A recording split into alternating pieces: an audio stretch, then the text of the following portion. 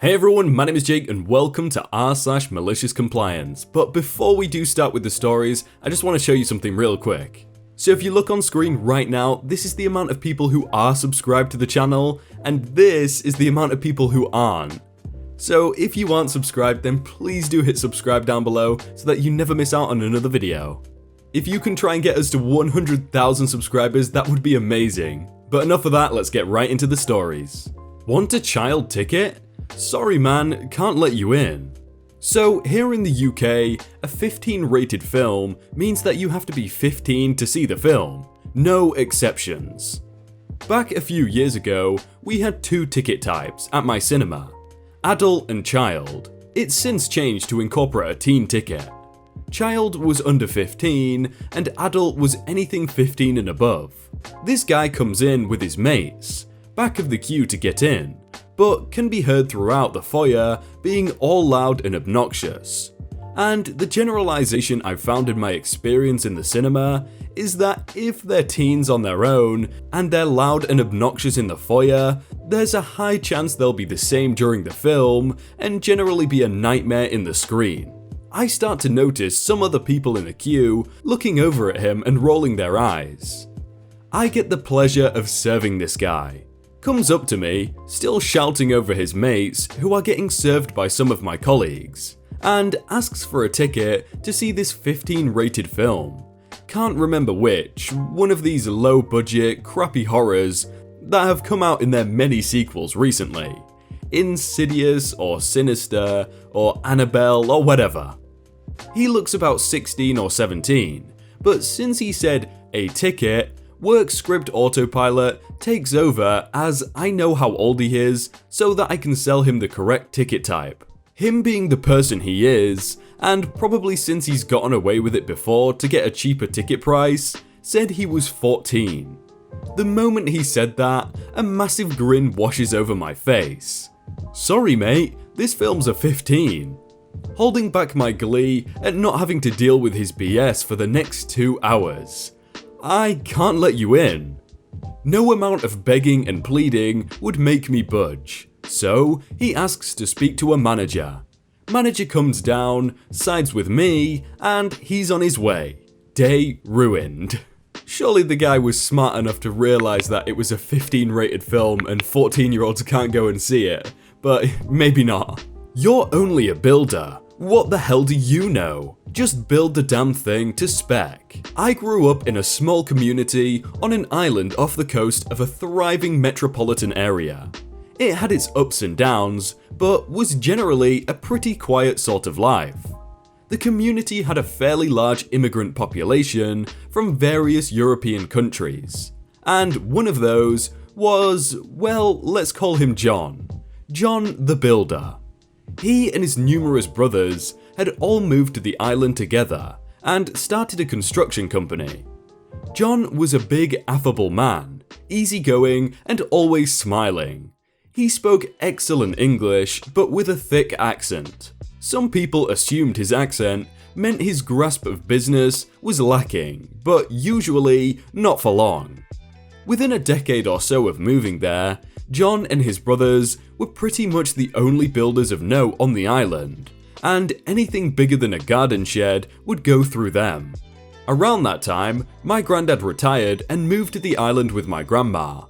He contracted John to help him build his retirement house, and they bonded over their mutual appreciation of a really good concrete mix and pour. By then, John's family were good friends of ours too, so John and my granddad kept in touch regularly, and would often get into involved discussions of building methods and the like. Some years later, the old couple running the main petrol station in town decided to sell up and retire, and the place was bought by Big Fuel Co. Big Fuel Co. decided that the quaint old station and garage was in dire need of a complete makeover and modernization, and drew up plans accordingly. After putting the work out for tender, they grudgingly accepted that with the cost of relocating a labour force from the mainland to the island for the work, John's construction firm was by far the most cost effective. They weren't happy about it though, and made clear that they thought John and his brothers were a bunch of rural cowboys who couldn't be trusted to nail two planks together. Still, the contracts were signed, and the blueprints delivered to John.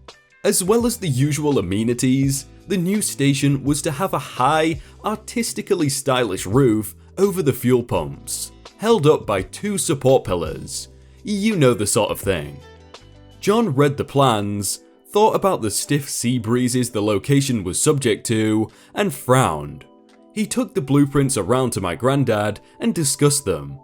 Possibly not entirely within the bounds of the contract, but John was concerned. The next day, John rang Big Fuel Co.'s contact and said, in his thick accent, "This roof isn't going to stand up. The support pillar footings are too shallow, and the roof itself is too large for pillars of that size. Plus, you haven't factored in the strength of the winds we get there. Everything else is fine, but you need to redesign that roof." "Rubbish," scoffed the Big Fuel Co. guy. "We had it designed by a very exclusive architect, and our engineers signed off on it. It's fine. You don't know what you're talking about." "Maybe," said John, "but I've been building here for 20 years, and I think you should go over the design again." "Don't be ridiculous. You're just trying to get the contract extended. We don't need to check the design. Now get building." He then hung up. John, being a genuinely nice bloke, thought that maybe this was just one person being difficult, and also felt that this sort of thing should probably be in writing. Sat down and wrote a clear letter expressing his concerns about the fuel pump shelter, and sent it overnight to the Big Fuel Co. office on the mainland. The next day, he got a call from the Big Fuel Co. office, from someone further up the ranks. "What the hell is this? Who do you think you are, trying to tell our architects and engineers they don't know what they're doing? You're only a builder. What the hell do you know? Just build the darn thing." "Could you put that in writing, please?" asked John. This is the point at which a sensible manager would be given pause. When the contractor specifically asks for it in writing, you should probably ask why. "Fine," snarls the Big Fuel Co. guy, and faxes through a terse note that he'd read the letter and considered it mistaken, and to get on with the construction. John shrugged, carefully filed the note, and went ahead with build. A little over a month later, the new station was finished, roof and all. On a pleasant gusty day, perfect for sailing, the Big Fuel Co. bigwigs flew over to see the result.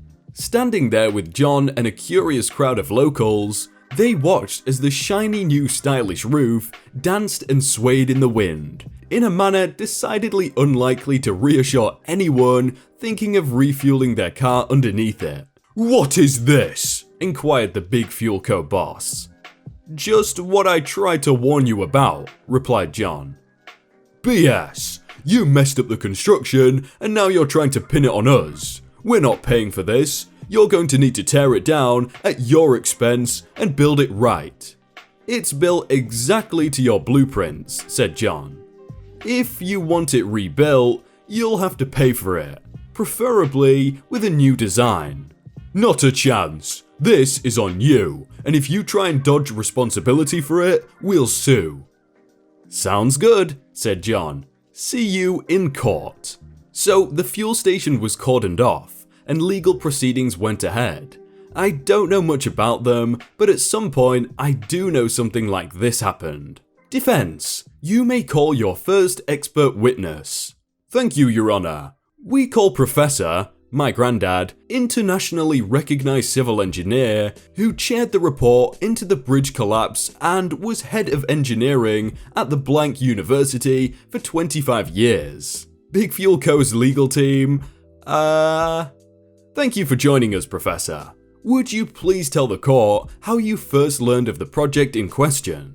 "Of course. John first approached me with his concerns directly after receiving the blueprints. I agreed with his assessment, and I have since drawn up a brief report on the problems of the roof design. The details and supporting calculations are in pages 4 through 16, but if you don't mind, I'll just read from the summary. I noted the following problems.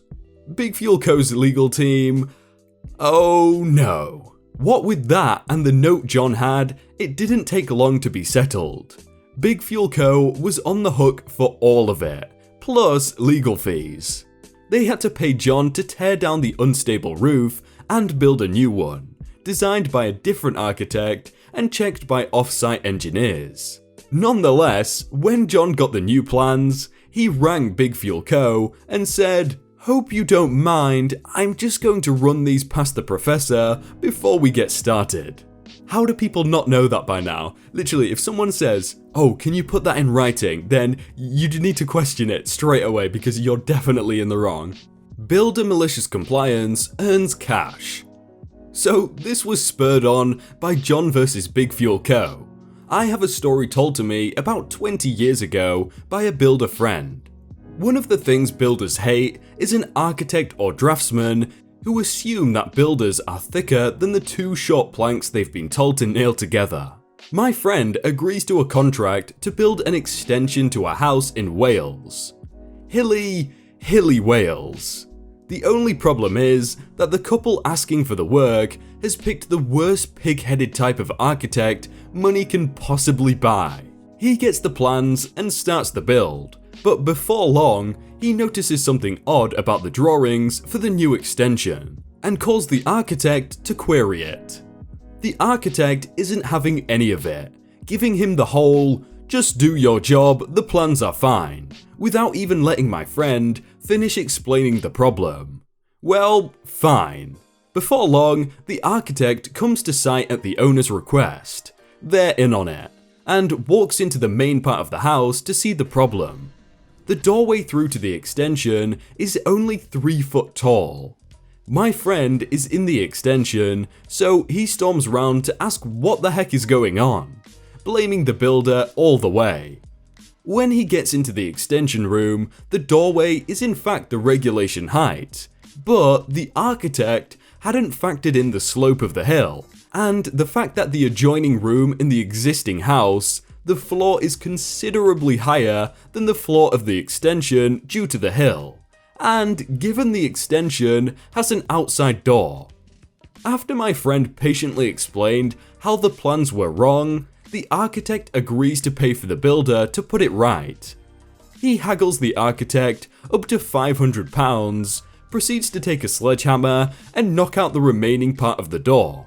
It turns out that having been told to just do the work, he did it properly. Right size door and staircase. Then put in an extra lintel and bricked the top part of the doorway up.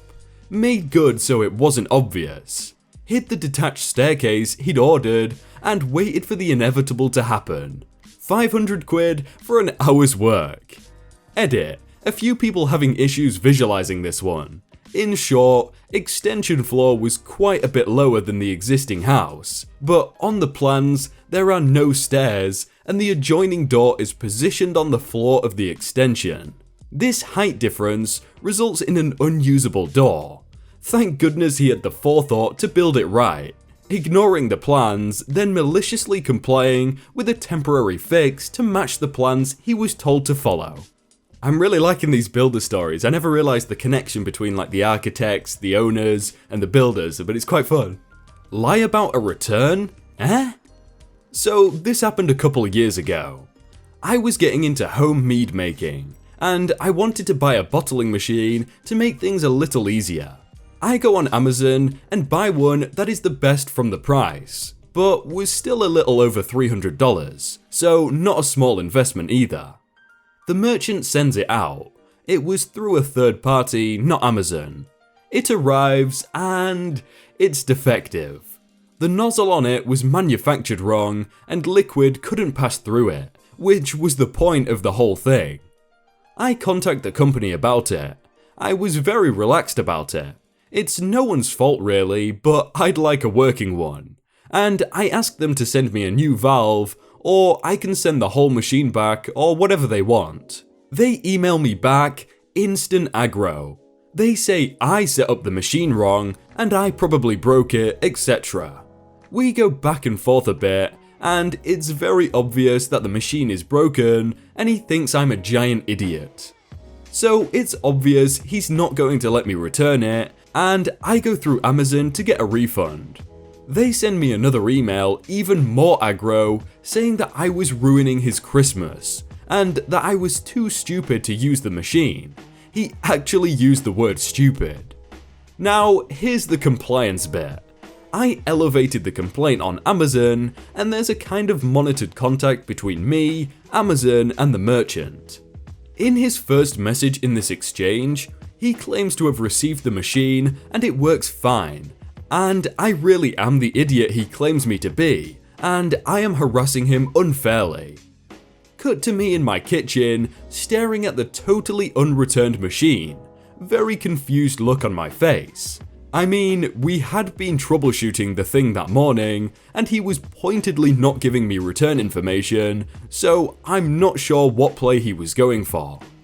I come back with, well, if you received the machine and it works fine, you can return my money, and we can be done with the whole thing then, huh? The Amazon rep agreed. The guy never said anything after that. The money shows up in my account, and the guy is out a bottling machine because he couldn't wait for me to return an item before trying to say he was right the whole time. I spent my refund buying a new nozzle for about $35. Works great. Like, come on, the guy could have said, oh okay, can you tell me what's wrong with it and we'll try and fix it, etc. and not just cry about it and whatever he did. Hey everyone, I hope you all had a really good day and that you enjoyed that video. If you want to check out some other videos, then click on screen right now, or check out the playlist down below. If you enjoyed that video, then please do leave a like, and if you want to submit your own stories, then you can do so by joining the Discord in the top link in the description. But thank you so much for watching, and I will see you very soon.